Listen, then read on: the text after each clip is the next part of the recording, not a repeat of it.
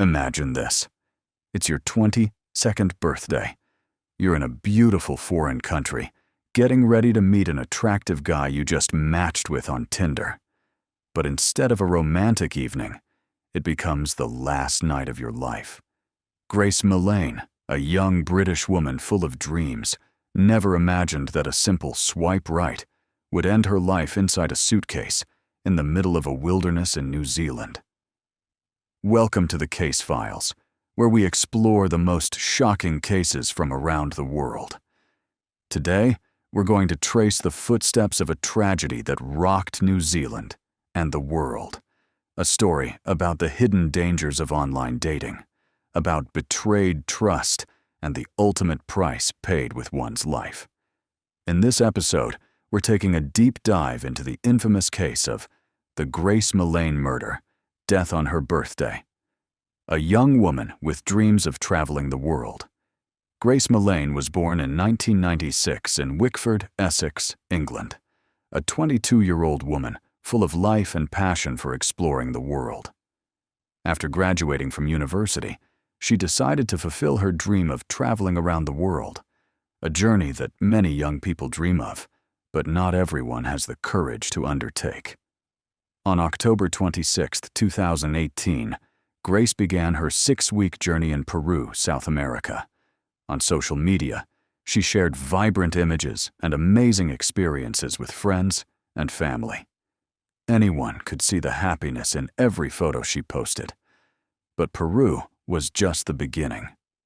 On November 20, 2018, Grace set foot in New Zealand, a country known as a travel paradise with stunning landscapes and friendly people. She spent the first 10 days exploring the North Island, the Canberra region, and Islands Bay. Even here, she maintained her open, friendly habits and connected with many people. Everyone who met her had a good impression of her approachability and sociability. Tinder, the fateful app. On November 30th, Grace arrived in Auckland, New Zealand's largest city, and checked into a budget hotel popular with backpackers.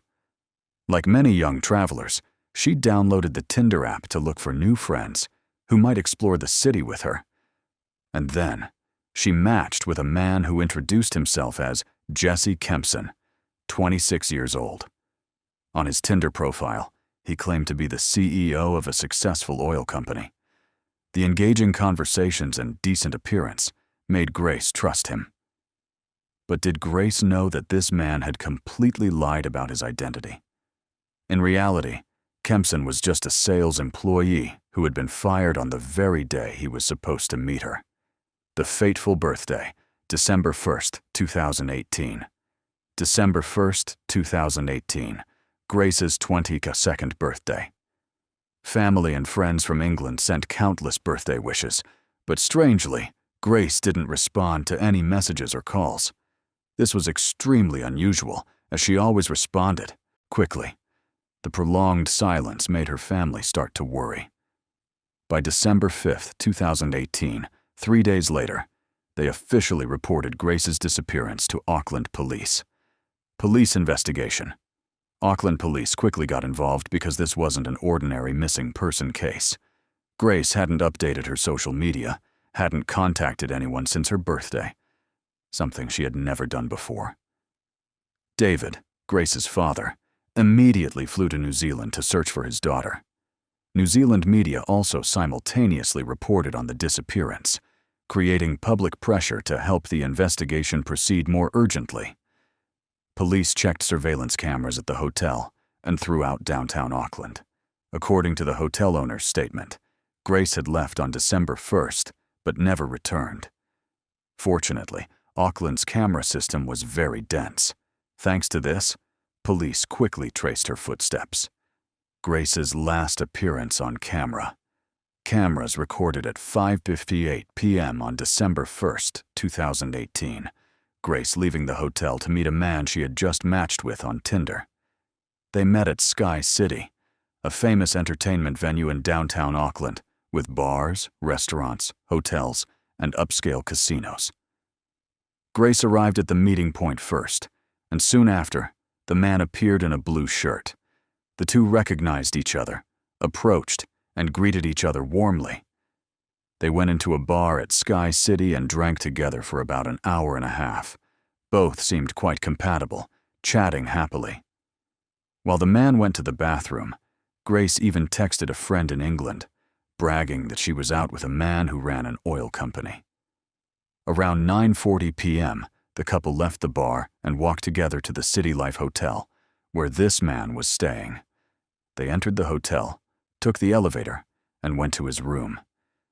This was also the last time Grace was seen alive on camera. The suspect's identity confirmed. Police quickly verified the man's identity through cameras. It was Jesse Shane Kempson, 26 years old. What's noteworthy is that when meeting Grace, Kempson had lied about his identity, claiming to be the chairman of an oil company. In reality, he was a sales employee who had just been fired on the very day he met Grace. Kempson had been staying at the City Life Hotel since October 2018. Police immediately arrested him for questioning as the main suspect. Jesse Kempson's first statement. When interrogated, Jesse Kempson admitted that he had met and dated Grace that night, exactly as the cameras recorded.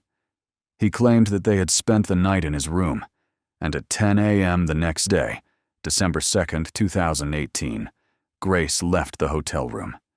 Kempson insisted that he didn't know what happened after that. However, police continued collecting video from other cameras in Auckland and discovered evidence that seriously contradicted his statement, opening a major turning point in the investigation. So cameras exposed the lies. According to camera footage, on the morning of December 2nd, the exact day Kempson claimed Grace left at 10 a.m., in reality, he was the one who left the room alone. He went to a store to buy suitcases, then to a supermarket to buy cleaning supplies. After that, Kempson rented a car from a car rental company, then went to a cafe to meet another woman. After ending the date, he continued to buy more cleaning chemicals, then returned to the hotel. A moment later, cameras recorded him leaving the hotel room, carrying 2 suitcases and stepping into the elevator. He loaded the suitcases into the car, then drove to a nearby parking lot. More suspicious behaviors continue. The next morning, December 3rd, 2018, around 7 a.m., Jesse Kempson left the hotel in the rental car. He drove to a store in the suburbs to buy a shovel, then continued driving. Later, he returned to the city, went to a car wash to clean the car around 9 a.m. All these actions were fully recorded by surveillance cameras, causing Kempson's initial statement to completely collapse. Blood evidence and confession. On December 5th, 2018, Kempson was officially arrested by police. Initially, he still stubbornly denied any involvement in Grace's disappearance. However, when police checked his hotel room using luminol solution, a substance that helps detect blood even after being wiped clean, many bloodstains appeared and were confirmed to be Grace Millane's. On December 7th, 2018, faced with irrefutable DNA evidence of Grace's blood in the room, Jesse Kempson began changing his story. He offered a bizarre justification. Kempson said that after having sex with Grace that night, they went to sleep together. The next morning when he woke up, he discovered Grace had fallen off the bed, was bleeding heavily, and had died sometime during the night. He claimed he was too panicked to call police, so instead tried to dispose of the body. Behavior. Completely contrary to the statement. Contrary to his claim of being panicked, surveillance videos showed Jesse Kempson acting very calmly and purposefully. 1. Buying suitcases and cleaning supplies. 2. Renting a car. 3. Buying a shovel. 4. Loading suitcases into the car and leaving the city. This behavior clearly showed he wasn't panicked at all, but was systematically planning to cover up his crime. With no way to deny anymore, Jesse Kempson finally revealed the location where he had disposed of Grace's body. Finding the victim's body. On December 9th, 2018, Exactly 8 days after the incident occurred, Grace Millane's body was found in a forest in the Waitakere Ranges, on the outskirts of Auckland. The corpse was discovered naked, stuffed in a suitcase, about 30 meters from the roadside. The autopsy showed bruises and signs of strangulation, confirming that Grace had been killed by being strangled. Trial and final verdict. Jesse Kempson's trial began in November 2019. The 12 jury members quickly reached a conclusion. Jesse Kempson was guilty of murder. The court sentenced Jesse Kempson to life imprisonment without parole for the first 17 years. But it didn't stop there. Other victims came forward. After the verdict was announced, many other women came forward to accuse Jesse Kempson. One victim was a 21-year-old British tourist. She met him through Tinder and was raped after he brought her to his apartment.